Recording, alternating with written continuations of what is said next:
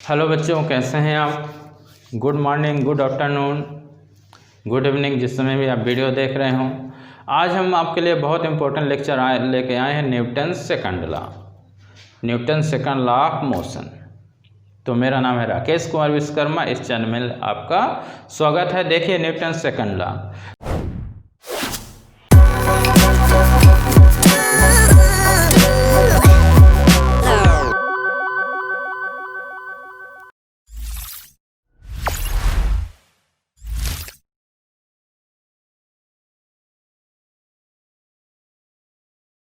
देखिए हमने मोमेंटम बताया, क्या बताया था आपको प्रीवियस लेक्चर में। हमने मोमेंटम के बारे में आपको बता दिया गया। तो मोमेंटम क्या होता था? Product of mass and its velocity.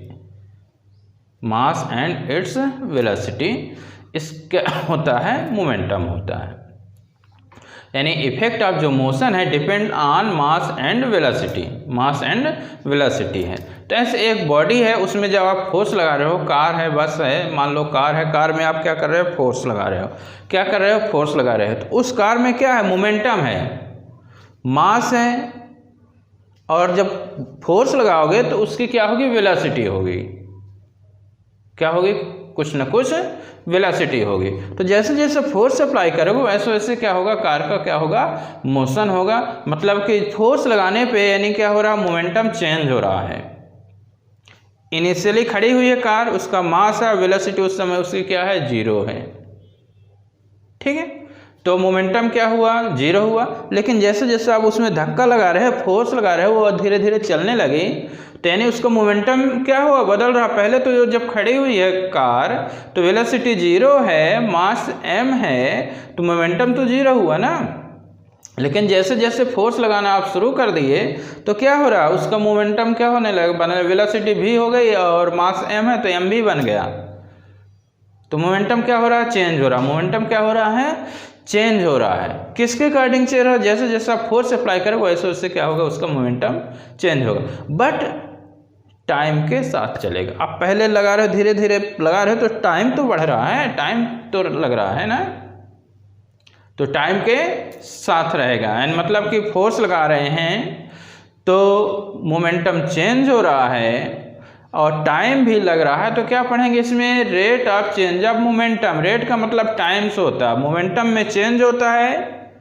Momentum में क्या हो रहा है? चेंज हो रहा है, लेकिन टाइम के साथ। जैसे जैसे फोर्स लगा रहे हैं टाइम बढ़ रहा है, 0 टाइम से t टाइम हो गया, 0 टाइम से t टाइम हो गया। तो जैसे जैसे फोर्स लगा रहे हैं वैसे वैसे मोमेंटम चेंज हो रहा है, टाइम के अकॉर्डिंग सब चलेगा। तो उसी को क्या कहते हैं? Rate of change of momentum.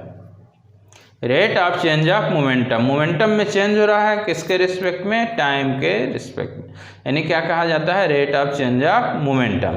तो न्यूटन सेकंड लॉ क्या बना है कि the rate of change of momentum, rate का मतलब है टाइम से, rate of change of momentum directly proportional होगा किसके? जो फोर्स लगा रहे हैं। जितना फोर्स लगाओगे उतना ही मोमेंटम में चेंजेस होगा, rate of change of momentum में। तो फोर्स लगाने पे rate of change of momentum में चेंजेस होता है। जितना ज़्यादा फोर्स उतना ही ज़्यादा चेंजेस होगा, rate of change of momentum. तो न्यूटन सेकंड लॉ क्या कहता है कि the rate of change of momentum directly proportional to the force. दिमाग में बैठाओ, the rate of change of momentum, the rate of change of momentum directly proportional to the force. Force के directly proportional होता है। Direction किधर की ओर होगा? जिस डायरेक्शन में आप फोर्स लगाओगे उस डायरेक्शन मोमेंटम में चेंजेस होगा। जैसे ऐसे धक्का दे रहे हो तो ऐसे कार चल रही है, तो जिस डायरेक्शन में कार चल रही है उस डायरेक्शन में तो मोमेंटम क्या हो रहा है? चेंज हो रहा है। क्या हो रहा है? मोमेंटम अब चेंज हो रहा है। तो न्यूटन सेकंड लॉ क्या है? The rate of change of momentum directly proportional to the force applied on its and its direction is along the applied force. जिस डायरेक्शन आप फोर्स लगा रहे हो वही उसकी क्या होगी?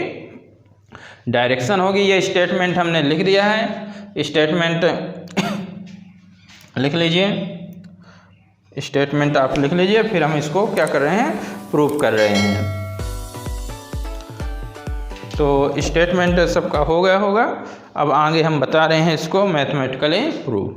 हमारे पास ये है, मास m है और मास m है, इसकी वेलोसिटी कितनी है? इसकी v है, और इसकी कितनी है u है, ठीक है। और टाइम भी लगेगा, टाइम भी हम अपन मान लेंगे, ठीक है। तो यहाँ पे देखिए मास कितना है बॉडी का, मास ऑफ ऑब्जेक्ट हमने m मान लिया। इस कितनी इनिशियली वेलोसिटी कितनी है, इनिशियली वेलोसिटी कितनी है, u है। फोर्स कितना अप्लाई हो रहा है, F force, F is applied. जब फोर्स इसमें F अप्लाई करेंगे तो फोर्स जब ये F पहले तो नहीं, पहले कंडीशन में ये u है, जब फोर्स हम अप्लाई करें तो कितनी वेलोसिटी इसकी हो जाएगी, v हो जाएगी। कितने टाइम के लिए ले लेंगे, ये 0 टाइम, यहाँ t टाइम, तो डेल t टाइम का हो जाएगा। तो वेलोसिटी कितनी हो गई, फाइनल वेलोसिटी v हो गया, ठीक है।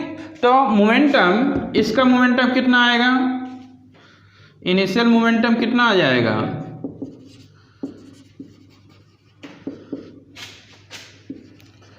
इनिशियल मोमेंटम कितना आ गया, हमने p1 माना तो ये mu आ गया, मास इनटू वेलोसिटी। अब फाइनल मोमेंटम कितना आ गया, p2 इक्वल टू कितना हो जाएगा, m इंटू v। ये चेंज इन मोमेंटम कितना आएगा, change in momentum del p मान लिए तो p2 minus p1, p2 minus p1, तो p2 mv और mu, तो कितना आ गया आपका m और v माइनस u। वेलोसिटी में क्या हो रहा है, चेंज हो रहा है, तो change in velocity del v लिख सकते हैं, क्या लिख देंगे, डेल v।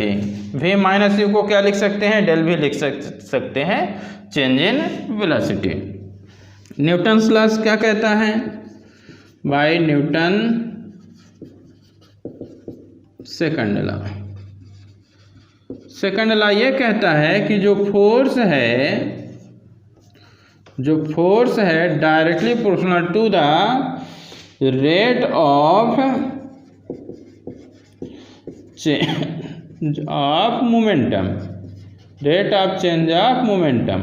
तो कितना बन गया, जो फोर्स है किसके डायरेक्टली प्रोपोर्शनल हुआ, rate of change of momentum, यानी del p upon del t। Del p क्या बताता है, मोमेंटम में चेंज, डेल t क्या बताता है, कितने टाइम पे, डेल t टाइम पे, कितने टाइम पे, डेल t। डेल p की जगह ये रख दो, ये वाली वैल्यू यहाँ पे रख दो, तो कितना बन गया आपका, m del v upon del t। तो f del v upon del t को a कहते हैं, वेलोसिटी अपॉन टाइम को क्या कहा जाता है, a कहा जाता है, क्या कहा जाता है, a एक्सेलरेशन।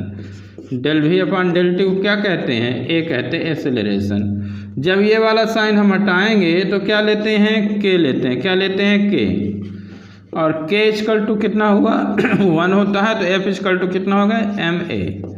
ये आपका न्यूटन क्या होता है, सेकंड लॉ होता है, क्या होता है, ये न्यूटन्स सेकंड लॉ का इक्वेशन होता है। किसका इक्वेशन है, न्यूटन्स सेकंड लॉ का इक्वेशन ये आपका होता है। तो इसको 1-2 बार ज़रूर वीडियो देखिए, तभी आपको क्या है ये समझ में आएगा। कि देखिए एक बार और समझिए, मास कितना है, m है, इनिशियल वेलोसिटी u है, जब फोर्स लगाए तो कितनी वेलोसिटी हो गई v, तो इनिशियल मोमेंटम यानी जब फोर्स अप्लाई नहीं है तो कितना हुआ mu, जब फोर्स लगा ले तो कितना मोमेंटम बन गया mv। चेंज इन मोमेंटम लेना है तो फाइनल माइनस इनिशियल यानी p2 माइनस p1, तो mv माइनस mu कर दोगे, तो यहाँ m सेम है, कॉमन हो गया, तो v माइनस u को डेल v लिख सकते हैं, चेंज इन वेलोसिटी को बताएगा। न्यूटन सेकंड लॉ कहता है force directly proportional rate of change of momentum, तो F directly proportional del P upon कितना बन जाएगा, डेल T बन जाएगा। तो बस डेल P की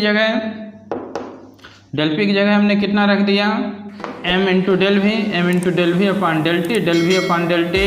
वेलोसिटी अपॉन टाइम को एक्सेलरेशन कहते हैं, वेलोसिटी अपॉन टाइम को एक्सेलरेशन, तो फोर्स डायरेक्टली प्रोपोर्शनल m है, तो बन जाएगा। और डायरेक्टली प्रश्न हटाते हैं के लेते हैं कि कांस्टेंट होता है, इसकी वैल्यू 1 ले लेंगे, F = m। ये न्यूटन्स क्या होता है आपका सेकंड होता है। क्या होता है आपका न्यूटन्स सेकंड लॉ। कर लीजिए इसको, बहुत इंपॉर्टेंट इक्वेशन है Newton's second law. Newton's third law देखिए, न्यूटन थर्ड लॉ क्या होता है, every action has equal and opposite reaction. आप नदी में तैर रहे हैं, स्विमिंग कर रहे हैं, नदी में तैर रहे हैं, तो ऐसे ऐसे पानी को क्या करेंगे, ऐसे पीछे की ओर, ऐसे क्या करेंगे पीछे की ओर, ऐसे पानी को ढकेलेंगे। जब आप आगे की ओर बढ़ेंगे, आगे क्यों बढ़ेंगे, जब आप ऐसे ढकेल रहे हो पानी को, वाटर को, तो वाटर भी आप पे फोर्स लगाएगा, तो आप किधर की ओर बढ़ोगे, आगे की ओर। ऐसे ऐसे आप लगा रहे हो पानी को, पीछे की ओर ढकेल रहे हो, तो जो वाटर आप पे फोर्स लगाए तो आप आगे की ओर बढ़ोगे। Every action has equal and opposite reaction होगा। आप कुएं से पानी जब खींचते हो ऐसे रोप से ऐसे, तो क्या हो, ऐसे फोर्स लगा के ऐसे ऐसे खींचते हो, यदि रस्सी टूट जाती है तो क्या होता है, आप पीछे की ओर ऐसे गिर जाते हो। क्यों, क्योंकि वो भी तो एक क्या कर रही थी, फोर्स लगा रही थी। यदि रस्सी टूट गई, यानी जो फोर्स क्या हो गया, एक फोर्स हट गया, तो आप क्या हो जाओगे, ऐसे गिर जाओगे। Motion of rocket, motion of rocket, तो रॉकेट ऐसे ऐसे ऊपर की ओर ऐसे उड़ता जाता है, तो क्या होता है कि जब इससे गैस बाहर निकलती है, रॉकेट के अंदर क्या होता है, जो फ्यूल होता है, इंजन जब चलता है, फ्यूल बर्न होगा, फ्यूल बर्न होगा तो गैस प्रोड्यूस होगी, फ्यूल बर्न होगा तो क्या होगी, गैस क्या होती है, प्रोड्यूस होती है। तो रॉकेट गैस को बाहर निकालेगा। ये यहाँ देखिए, ये आपका ये रॉकेट है, ये रॉकेट ऐसे, ये यहाँ फ्यूल चैम्बर होता है, यहाँ पे फ्यूल क्या होता है, पेट्रोल वगैरह या अल्कोहल यूज होता है। तो जब ये फ्यूल बर्न होगा, गैस प्रोड्यूस होगी, तो गैस को बाहर निकालने में रॉकेट क्या करता है, फोर्स अप्लाई करेगा। रॉकेट क्या करेगा, गैस को बाहर निकालने में फोर्स अप्लाई करेगा।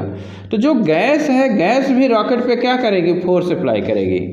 रॉकेट गैस को बाहर निकालने में फोर्स अप्लाई करेगा, उतना ही फोर्स बट इन अपोजिट, जितना रॉकेट गैस को बाहर निकालने में फोर्स लगा रही, उतना ही फोर्स गैस रॉकेट में फोर्स अप्लाई करेगी, जिस कारण से रॉकेट क्या होगा, मूव अहेड होगा, यानी ऊपर की ओर क्या होता जाएगा, बढ़ता जाएगा, ऊपर की ओर क्या होगा, बढ़ेगा।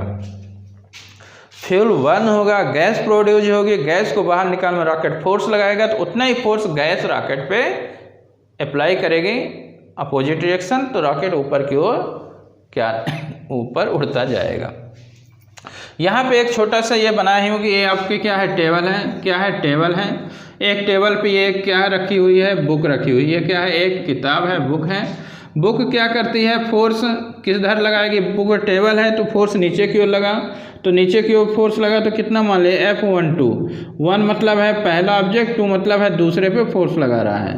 F12, 1 मतलब पहला ऑब्जेक्ट, दूसरे पे क्या कर रहा है, यानी फर्स्ट एंड सेकंड, ऊपर नीचे के कोई भी नाम अपन दे सकते हैं, ठीक है। तो अब यहाँ पे क्या कर रही है, जो बुक है, बुक टेबल पे फोर्स लगाए कितना, F12 W, यानी नीचे की ओर, उतना ही फोर्स टेबल पे, उतना ही फोर्स टेबल पे क्या कर रही है, ऊपर की ओर क्या कर रही है, एग्जर्ट कर रही है। तो ये इक्वल है बट क्या है, अपोजिट है। ये एक दूसरे के क्या है, इक्वल है बट क्या है, अपोजिट हैं। एक दूसरे के इक्वल फोर्स है और अपोजिट हैं।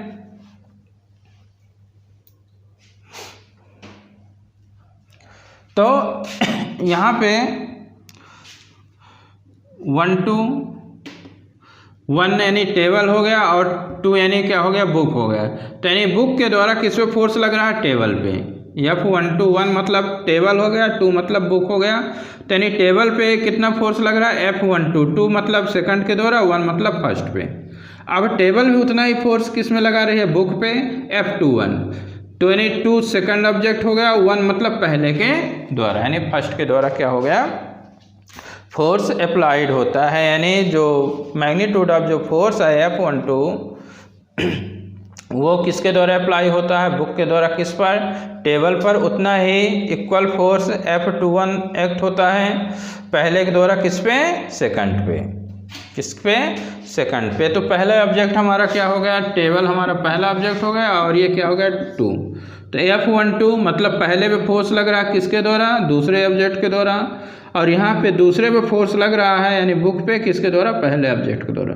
दोनों एक नीचे और एक ऊपर है, तो एक दूसरे के इक्वल है, अपोजिट है, तो माइनस लग जाता है, रिजल्टेंट इनका कितना हो जाता है, 0 हो जाता है। रिजल्टेंट क्या हो जाता है, 0 हो जाता है। ये क्या होता है आपका न्यूटन्स थर्ड लॉ।